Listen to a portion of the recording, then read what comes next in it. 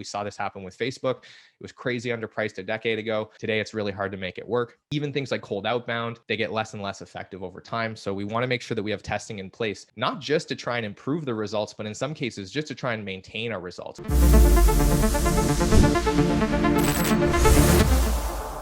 Hi, I'm Dan Martell, and this is the SaaS Growth Show by SaaS Academy, and this is part of the summer lead gen campaign. I'm super excited to share this next training with you. It's with Coach Marcel, who's one of our top coaches. He's coached hundreds of our founders specifically on lead gen and marketing. And in this training that was previously only available to private clients, he's going to unpack the scaling maturity model, high tempo testing, and exactly what you could be doing to fix your top of funnel scaling challenges. Be sure to grab a pen. Let's get into it. So before we talk about this, I'd love to hear in the chat, when it comes to scaling your top of funnel marketing, when it comes to scaling the amount of leads, the amount of demos, the amount of results that you're getting through your funnel, what's your biggest challenge? I'd love to hear in the chat what you are struggling with so I can make sure I do my best to address that today. Some wrap it up music. That's a good idea. Just like the award shows. So knowing where to focus, figuring out what channels to focus on, knowing which channel to start. Yeah, all interesting challenges. Determining the right channels, knowing when to add a new channel. Awesome. Doubling down on the best channels. So how do you identify the best channels? How do you know where to double down, invest those additional dollars? Best channels to automate work. That's an interesting one. I like that, Leonardo. Awesome. So awesome, good challenges, awesome things that we're going to touch on today. And there's also some other trainings that I've done in the past that I can reference that'll help you go deeper into some of those questions as well. So Megan, stay tuned for that so we can drop those in the chat. The first thing I want to walk you through is what I call the channel maturity model. So this is kind of how I think about how to mature a channel, how to get it locked in so that you can actually create predictable growth in that channel. Because what we see so often as coaches here at SaaS Academy is we have a client come in and they're saying, yeah, we're struggling to grow our marketing. We've stalled out. Results are starting maybe even to go backwards. Like we're getting fewer leads than we used to. We're getting less traffic, fewer demos, and we really just don't know what's going on. And often when we dig into, well, we look at their numbers and it's like, well, here's a spike. What were you doing when things were going well? They go, well, we're doing this thing. And it's like, well, what happened? Well, we started adding another channel. We started trying these other things. And what happened was their channel, the first channel that they were using that was working for them, it was not mature enough to actually be left alone. It wasn't mature enough to actually continue to grow, continue to maintain results. So when they took their eye off the ball, the results start trailing off and they start going backwards. So how we want to think about making sure that we're ready to actually move on to another channel and make sure that the channel that we develop continues to grow, continues to produce results. We want to go all the way through the channel maturity model. TM. One of these days, I'm going to build it, the Dan Martell framework naming generator. And it's going to be great. You guys are going to be able to use it. So the first thing that we want to make sure we have for any channel is the funnel.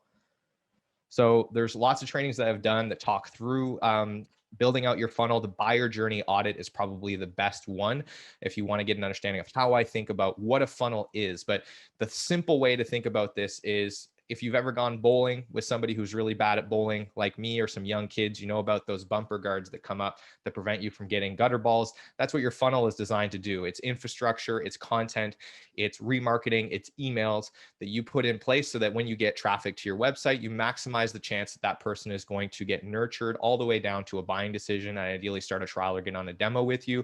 So those are the rails that you put up on your website into the buyer's journey. So when you invest in the top of the funnel, you increase the throughput of that investment. So you want to make sure you've got your funnel, which is essentially just the right content at the awareness level, the consideration level, and the decision level, so that people are able to have a meaningful interaction, regardless of where they are in their readiness to buy. So if you want to go deeper on that, check out the training that Megan has dropped into the chat. Make sure you've got your funnel. That's baseline number one. Now, the thing about a funnel that is really great is a lot of times if you start with one channel and you build a funnel out for that, when you go to build your second channel, a lot of the stuff that you built in your first funnel, you'll be able to transfer over. So the speed of iteration should get better.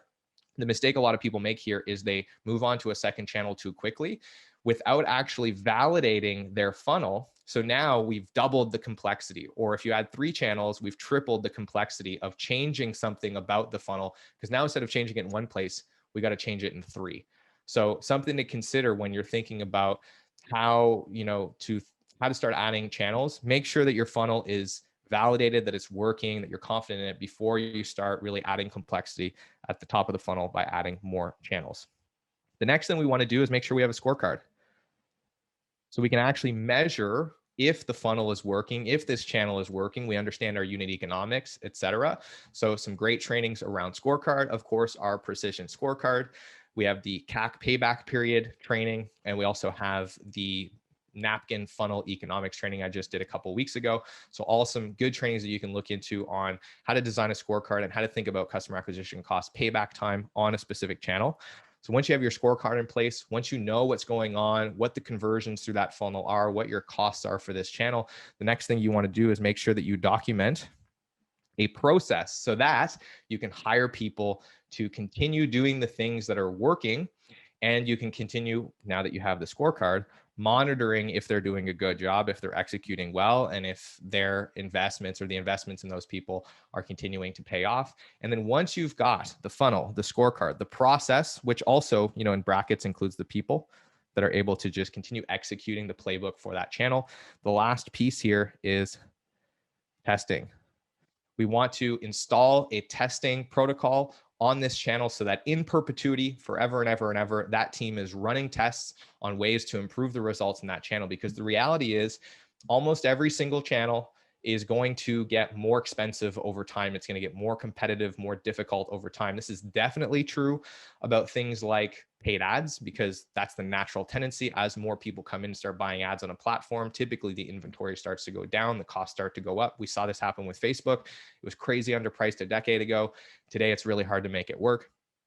Even things like cold outbound, they get less and less effective over time. So we want to make sure that we have testing in place, not just to try and improve the results, but in some cases, just to try and maintain our results. We need to be innovating just to keep our unit costs at a place where they make sense. So testing is kind of the final step.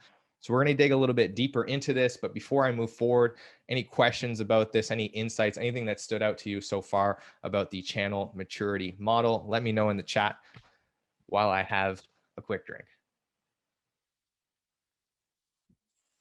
No, awesome. No feedback. I'll just assume that means that I am amazing and you guys love this. Great insights. All right, that's what I assumed. Thank you for confirming that. How to score each channel, Martin? That's a great question. I would point you to the choosing your next top of funnel channel or the napkin funnel economics trainings for more detail on that. But essentially, first touch attribution is the simple answer to that. You need to know where somebody found you so that you can understand what your actual customer acquisition cost payback time is by channel. There's a lot of debate over first and last touch attribution. I believe that first touch attribution is the best practice way to do this. Last touch doesn't, I believe, do a good job of actually telling you what's working in your marketing channel. It assumes that everybody is just like some action away from conversion. It assumes that everybody's always in a buying state, and it's a question of experimenting with what's going to get them to buy, when the reality is, the way I think about marketing, especially in B2B, in B2C, second, last touch attribution might be more relevant, but in B2B, I think the best practice is thinking about where they engage with you first and separating your funnel out of that. So the touch points that they have along the way are far less relevant than where you actually found them and what the cost of bringing them all the way through that process is. So let's talk really quick about what I'm calling here the scale system. The channel scaling system, I guess. Channel scaling. I just need to give these things a name. But really just thinking about what needs to be true for you to truly scale a channel. So the first is you need to have a process, right? So you need to know how do we actually do the things that we do in this channel that get us results, that get us clients, that make things work. We need to have the testing in place, and we need to have the scorecard in place. Now, if we don't have a scorecard, but we have process and testing, then we're just going to be flying blind. Right? We're not going to be able to accurately measure what's making an impact, what tests are actually moving things forward, and we're not going to be able to really hold our team accountable to getting results in that channel. So that's not good. If we have a scorecard and we have a process, but we don't have testing, we're going to flatline. And more often than not, over time, our results will actually get worse in that channel. Our costs will continue to go up because we won't be finding these small 1-2% improvements every week or two to continue keeping our costs below what our competitors might be getting.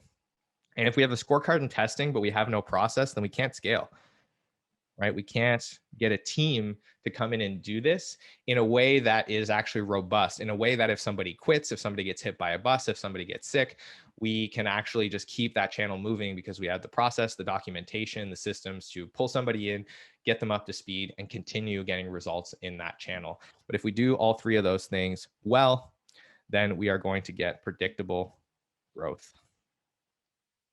Predictable growth. So I want to give everyone another quick primer on high tempo testing, just so you have an understanding of what this actually looks like. This is a training inside of SaaS Academy, so you can go and spend much more time digging into high tempo testing. And if you really want to go all the way into it, you can pick up this book right here, Hacking Growth by Sean Ellis, one of my all-time favorite books on SaaS and growth. And basically it describes the testing process. So this is the framework that your team should be running once they have the process, the scorecard, the funnel in place. They're accountable for this channel. Now they should be running tests on how to improve it. And you can actually hire a role specifically to help with this called a growth marketer. And their job is to come in and facilitate this high tempo testing process. And, you know, one of those people can be bouncing around all the different channel teams and facilitating this process, facilitating high tempo testing. So essentially the way that this works, it's very simple. It starts with ideation. So you're generating ideas on what can we be doing to improve in this case, the North Star metric. But this can come down a level if we're talking channel specific, right? If we're talking channel specific, it's probably just customer acquisition costs most of the time. What's our CAC payback time on this channel? So we want to come up with ideas on how to improve that. Often what this requires you to do is have a look at the funnel and really kind of understand what's the bottleneck here. Maybe we're not converting our leads to trials. Maybe our trials aren't activating, right? So there's going to be a bit of a holistic approach to this. You're generally going to have a cross-functional team having these discussions. It might involve engineering. It might involve, you know, different levels of the organization to drive this stuff forward. And then you're going to have a prioritization process, prioritize. Then you're going to run tests. You know, generally we're trying to keep these tests to a 2-week cycle time. So you're breaking these down into things that can be tested in a short period of time. It's not always possible, but we try to do things that can have quick turnaround. And then we're going to measure and document the results, lock in what works, document what doesn't, so we don't waste time retesting the same things, and we repeat that loop. And this all comes down to velocity, right? If we can run a test a week, we get 52 chances per year to improve our results in a channel. If we do it every 2 weeks, we get 26. If we do it every month, we get 12. So the faster your cycle time on high tempo testing, the more velocity you have, the more chances you have of improving your results.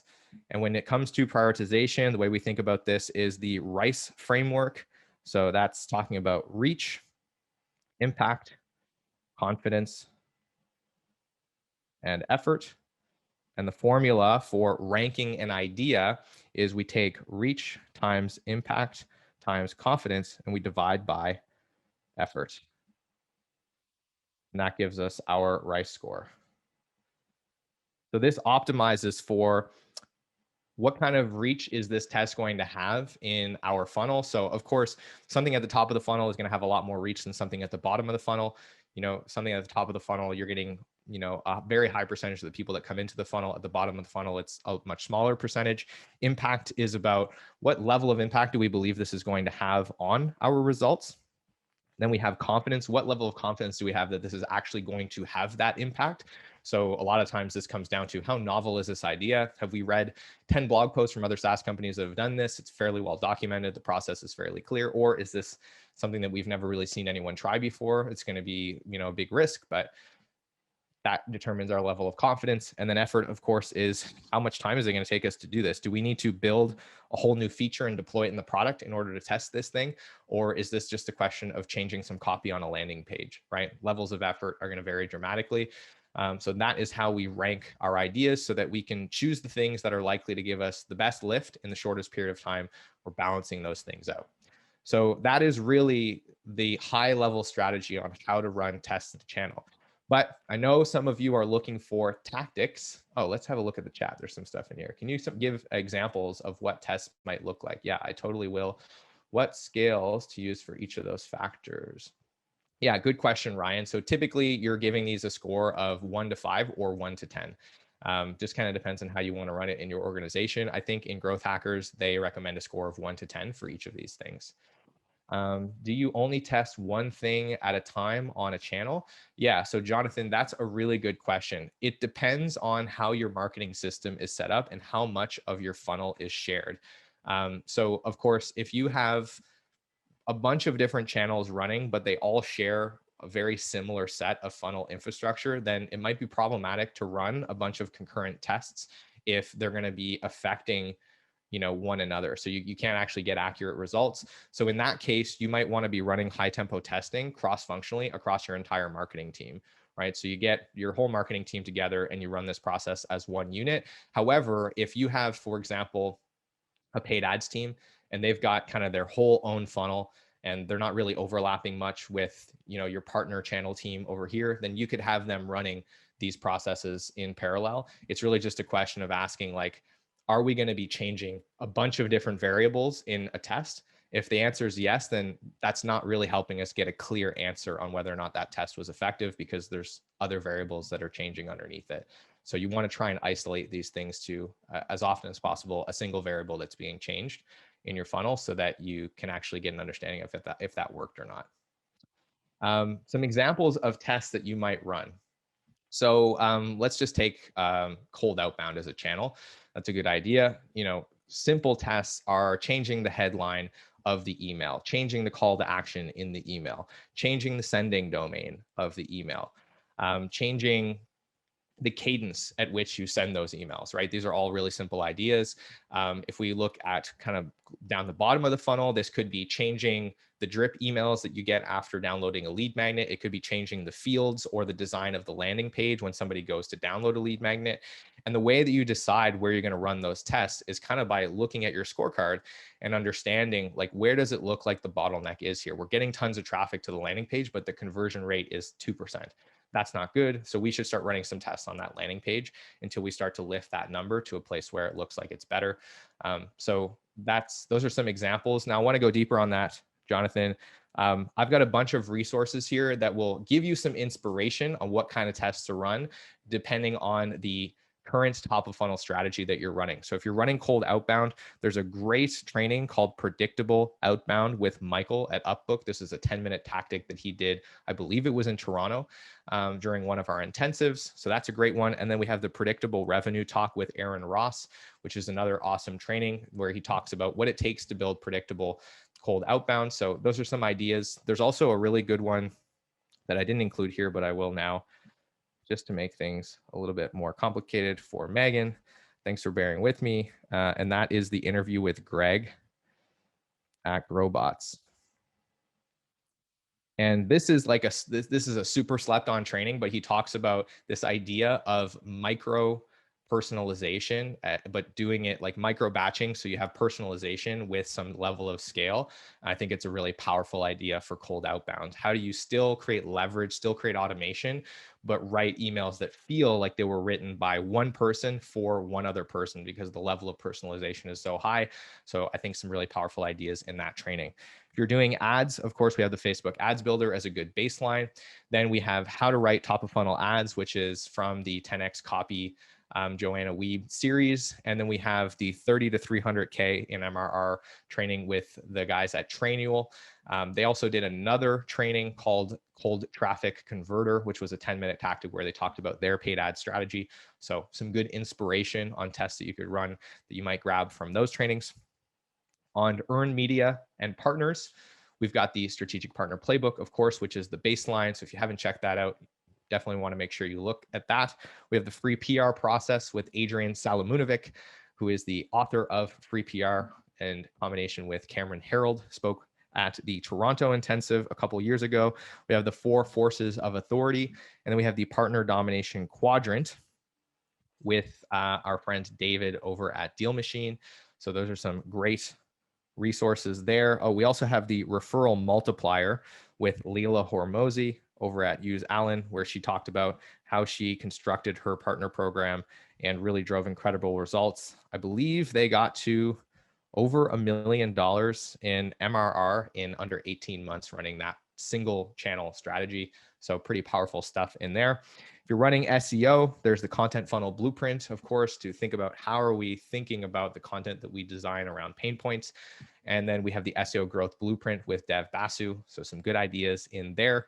And then around process, if you're at the point where you feel like you're getting good results, but you want to start hiring people, documenting this, codifying it, the camcorder method is, in my opinion, one of the easiest ways to document process. You just record a video and then you have somebody on your team turn that into an SOP document. We have the business playbook template, and that's a resource inside of SaaS Academy on how to organize those SOPs so your team can stay on task and get things done the right way. And we have the marketing team blueprint, which is how to think through designing your marketing team, who to hire, how to structure it. So those should be some helpful resources if your challenge is not so much ideas for how to improve the process, but more so locking in what you have so you can hire a team and then start facilitating the testing process and move on to another channel. Hey there, I really hope you enjoyed that training. This is all part of the Lead Gen Summer campaign we've got going on, where every week we're gonna be launching a new strategies or framework that's previously been only been available to our clients. And next week, I've got one of my favorite frameworks that I've created. It's called the New Lead Sequence, specifically the 14-day sequence of emails you need to be sending to new leads to warm them up, to get them to buy, to fill up your calendar with qualified demos, and most importantly, 5 hot principles, and in there, 2 principles that you need to know what not to do. Some of you guys are doing something that are actually hurting your business, not helping your business. So check that out next week. But if lead gen is your #1 bottleneck in your business right now, I want to invite you to check out the Lightning Bolt Lead Gen Stack. It's one of the new programs we just put together to help make lead gen a problem of the past. It's going to help you fill up your calendar with qualified leads today. So be sure to click the link, check it out, and I'll see you next week.